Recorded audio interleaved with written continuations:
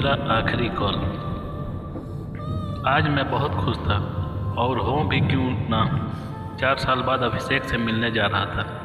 अभिषेक मेरे बचपन का दोस्त है। मुझे देख कर आज वो कितना खुश होगा।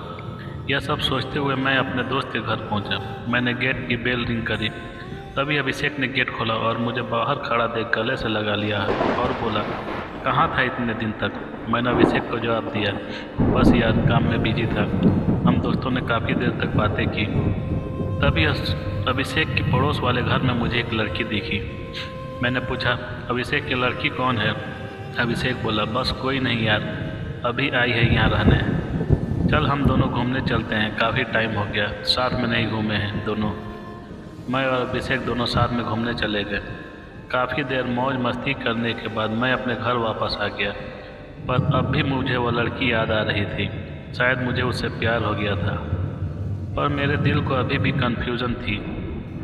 अगले दिन मुझे वह लड़की पास के एक मॉल में दिखी और इत्तेफाक से वो लड़की मेरे पास आई और बोली, मैं यहाँ नई हूँ, क्या तुम मुझे यहाँ की थोड़ी बहुत चीज़ें बता दोगे। मुझे यहाँ ज़्यादा कुछ पता नहीं है। मैंने कहा, क्यों नहीं। फिर मैं और वो लड़की दोनों साथ में मॉल घूमने लगे। थोड़ी देर घूमने के बाद मैंने उससे पूछा, चलो कुछ खा लेते हैं, पर उसने मना कर दिया। मैंने कहा, मुझे बहुत ज़ोर की भूख लगी है, प्लीज़ कुछ खा लेते हैं। तो फिर वो मान गई और उसने हाँ कर दिया। हम दोनों एक रेस्टोरेंट में खाना खाने लग गए। मैंने कुछ खाने का ऑर्डर दिया, पर अभी खाना आने में कुछ समय था। मैंने हिम्मत करके उस लड़की से उसका नाम पूछा, क्या नाम है तुम्हारा। उसने मुझे जवाब दिया, मेरा नाम प्रिया है। मैंने प्रिया से पूछा, तुम अभिषेक की पड़ोसी हो ना। प्रिया बोली, हाँ, पर तुम्हें कैसे पता। मैंने कहा, नहीं कुछ नहीं, अभिषेक मेरा बचपन का दोस्त है, मैंने कल तुम्हें वहाँ देखा था। इतने में वेटर वहाँ खाना लेकर आ गया। कुछ देर साथ बैठकर हमने खाना खाया और थोड़ा समय साथ बिताने के बाद प्रिया ने मुझे कहा, काफ़ी लेट हो गया है। मैंने कहा, हाँ, मैं आपको घर छोड़ देता हूँ। मैंने प्रिया को घर तक छोड़ दिया। प्रिया ने मुझे बाय कहा। मैंने कुछ हिम्मत करके बोला, अब तो हम शायद दोस्त बन गए होंगे, तो तुम अपना नंबर तो दे ही सकती हो। प्रिया ने मुस्कुराते हुए मुझे अपना नंबर दिया और बोली, बाय, फ़ोन पर बात करते हैं। मैं कुछ देर बाद अपने घर पहुंच गया।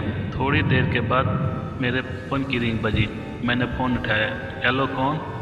फ़ोन के दूसरी तरफ आवाज़ आई, हेलो अरुण, मैं प्रिया बोल रही हूँ। मैं एक्साइटेड होते हुए कहा, ओ प्रिया, कैसी हो, क्या कर रही हो, घर पर किसी ने कुछ पूछा तो नहीं ना। प्रिया ने जवाब दिया, अरे हम अभी तो मिले थे, मैं ठीक हूँ। फिर मैंने और प्रिया ने कुछ देर तक फ़ोन पर बातें की। ऐसे ही रोज़ मेरे और प्रिया की बातें होने लगी।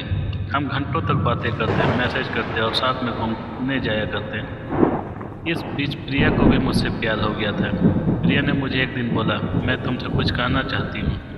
मैंने भी उससे कहा, मैं भी तुमसे कुछ कहना चाहता हूँ। प्रिया ने कहा, बोलो, क्या बोलना है। मैंने कहा, प्रिया, मैंने जब से तुम्हें देखा है मेरे दिल में तब से एक अजीब सी हलचल होने लगी है। शायद मुझे तुमसे प्यार हो गया है। I love you. मैंने प्रिया को प्रपोज कर दिया। प्रिया ने हंसते हुए हाँ कर दिया और हम दोनों एक दूसरे के गले लग गए। फिर हमारा रिश्ता वक्त के साथ गहरा होता चला गया। आज प्रिया ने मुझे एक चेन दिया जिसमें प्रिया की फ़ोटो थी और कहा, जब भी मेरी याद आए तो इसे देख लेना और इसे हमेशा अपने दिल के पास रखना। मैंने वह चेन पहन ली। कुछ दिन बाद प्रिया का जन्मदिन भी आने वाला था और हमारे रिश्ते को भी अब 2 साल हो गए थे।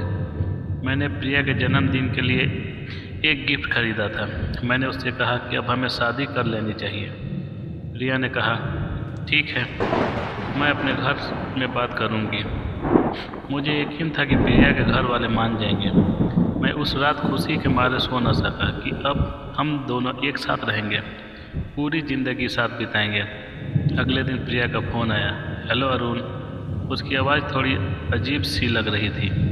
मैंने डरते हुए पूछा, तुम ठीक हो प्रिया। उसने कहा, हाँ मैं ठीक हूँ। मैंने पूछा, फिर तुम्हारी आवाज़ अजीब सी क्यों आ रही है। प्रिया ने थोड़ा रुक कर कहा, अरुण, अब हम दोनों कभी नहीं मिल सकेंगे। मेरी मम्मी ने शादी से इनकार कर दिया है। मैं अब तुम्हारे साथ शादी नहीं कर सकती।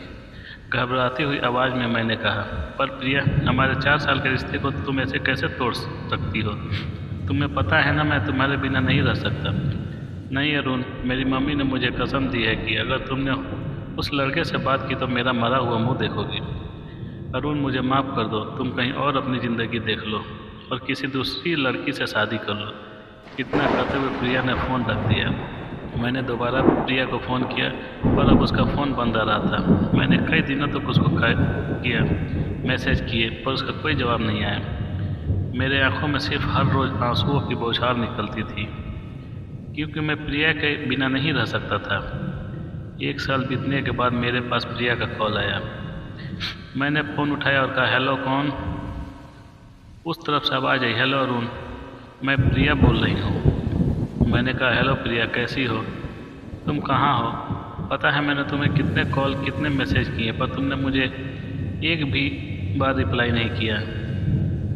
मैं तुम्हारे लिए कितना डर रहा हूँ। Are you okay? अरुण ने घबराती हुई आवाज़ में फिर से पूछा। प्लीज़ मुझे जवाब दो। प्रिया ने उसे कहा, मेरी शादी हो चुकी है अरुण। मैंने दूसरी जगह शादी कर ली है और मैंने तुम्हें यही बताने के लिए फ़ोन किया है कि आज के बाद मुझसे मिलने की कोशिश मत करना और न मुझे कांटेक्ट करने की कोशिश करना, क्योंकि मैं नहीं चाहती कि तुम्हारे वजह से मेरी लाइफ ख़राब हो। मेरी आंखें नम हो गई, मानो मेरे दिल पर मुसीबतों का पहाड़ टूट गया हो। मैंने प्रिया को सिर्फ 3 ही शब्द कहे, तुम खुश रहो, फिर फ़ोन रख दिया।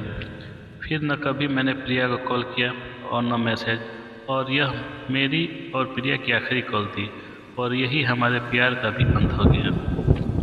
अगर कहानी अच्छी लगी हो तो कमेंट में बताएं और कहानी को लाइक और शेयर करना ना भूलें, और चैनल पर नए हैं तो जाते जाते प्लीज़ चैनल को सब्सक्राइब कर दें, क्योंकि आपको डेली नई कहानी का नोटिफिकेशन मिलती रहे। Thank you for watching सुनोना।